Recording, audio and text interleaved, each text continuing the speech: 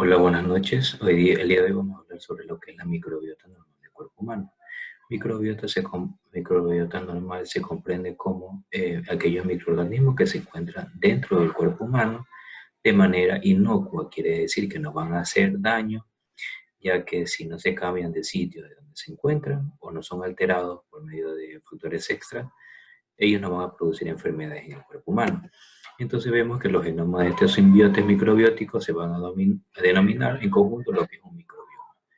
Los cambios de esta microbiota normal de inflamación originada por estos comensales generan enfermedades, como ya lo dije anteriormente, como una enfermedad inflamatoria intestinal inflamatoria o inflamatoria intestinal.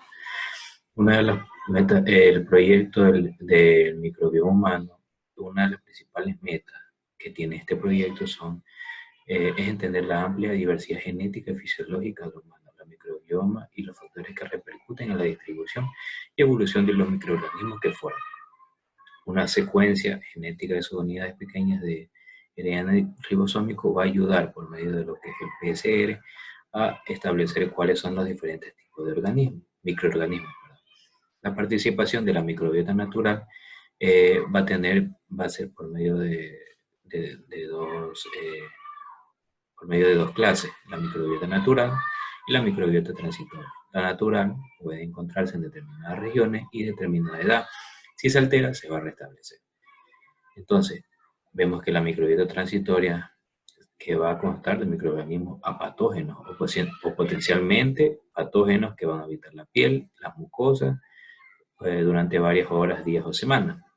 Si esta microbiota natural se va a alterar, los microorganismos transitorios van a colonizar, proliferar y generar enfermedades. Quiere decir que de un microorganismo que se encuentra dentro de un lugar específico, dentro de un sitio específico, si este microorganismo es alterado, va a colonizar, proliferar y va a generar enfermedades.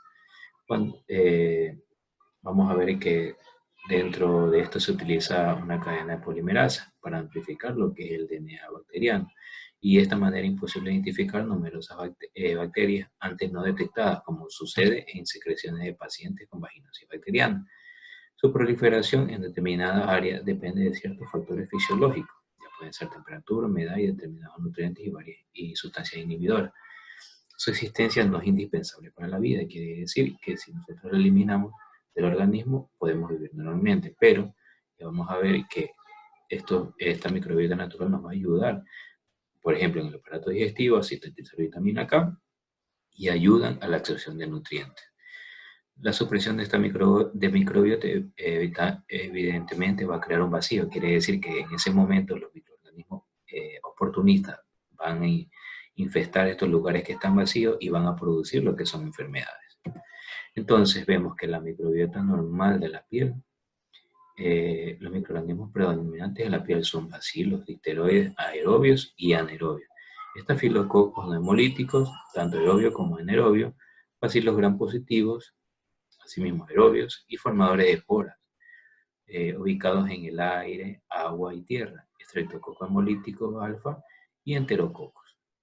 Y también lo que son bacilos coliformes, gram negativos y acinetobacter.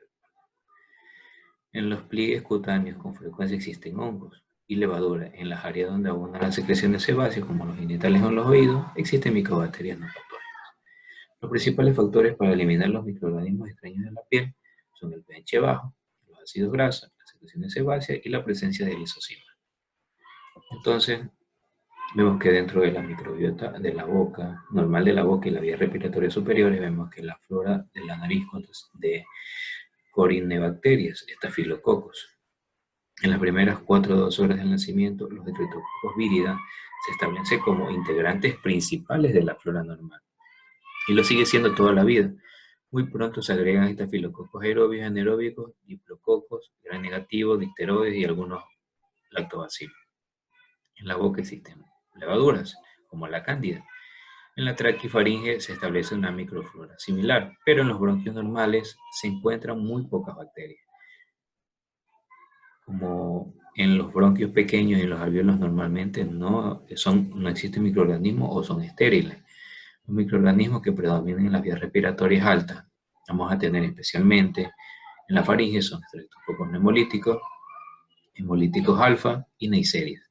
También se observan estafilococos, difteroides, haemophilus, neumococos, micoplasma y prebotellas. En este gráfico vemos de manera resumida dónde se encuentran diferentes bacterias dentro del organismo. La participación de la microbiota bucal normal en la placa bacteriana y caries dental. La placa bacteriana es una biopelícula más frecuente y densa en el humano. Las ventajas de los microorganismos de la biopelícula incluyen la protección, es lo primero, y optimización de la disposición espacial, lo que aumenta un máximo de energía mediante movimiento de nutrientes. Esta placa bacteriana va a estar formada por lo que es proteínas y glucoproteínas derivadas de la saliva y otras secreciones bucales. Los microorganismos iniciales son principalmente bacterias gram positivas que utilizan interacciones iónicas e hidrofóbicas específicas, además de estructuras superficiales como la lectina, para adherirse a esta película y otras bacterias.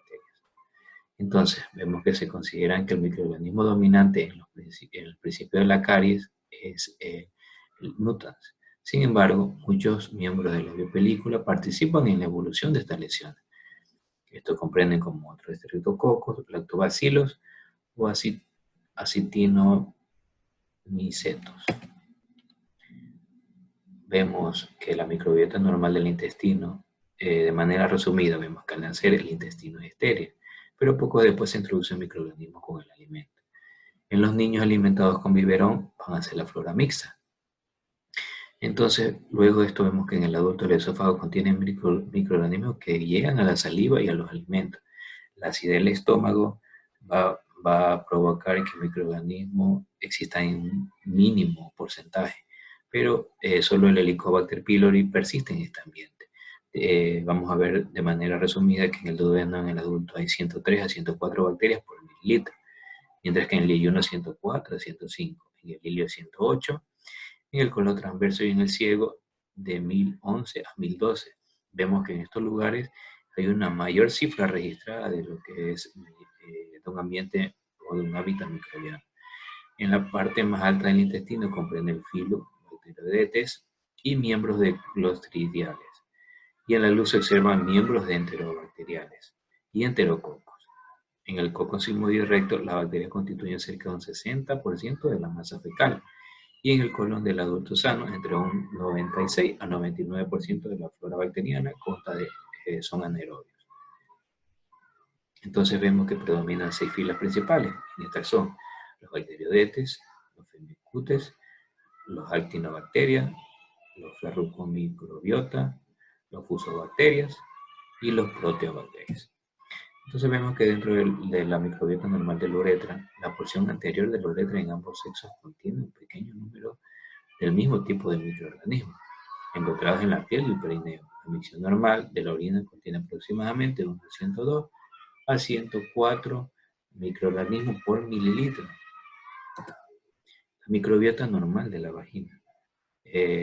Vamos así mismo a verlo como etapas, como lo vimos en el intestino. Poco después del nacimiento aparecen lactobacilos aerobios de la vagina, que van a persistir siempre y cuando el pH sea ácido. Durante la pubertad reaparecen los lactobacilos aerobios y anaerobios en gran cantidad y constituyen a mantener el pH ácido al producir ácido a partir de carbohidratos y especialmente lo que es el glucógeno.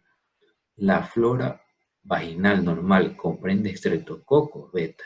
Asimismo, en el parto pueden adquirir estos estreptococos que luego podrían generar septicemia neonatal y meningitis.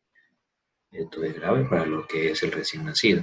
La flora vaginal normal comprende en frecuencia con lo que es estreptococos alfa hemolíticos, estreptococos anaerobios, especies de prebotella, Clostridium, Candela vaginalis, Ureoplasma y en ocasiones especies de Listeria. El moco cervical posee actividad antibacteriana y contiene lisocima. Y por último, la microbiota normal de la conjuntiva. En la mayoría existen microorganismos como son los difteroides, epidermidis y estreptococos no hemolíticos. Con frecuencia también existen neiserias y bacilos gram-negativos similares al hemófilo. La microflora conjuntival normalmente es regulada por medio de lo que son la circulación de las lágrimas, que contienen lisocimas antibacterianas.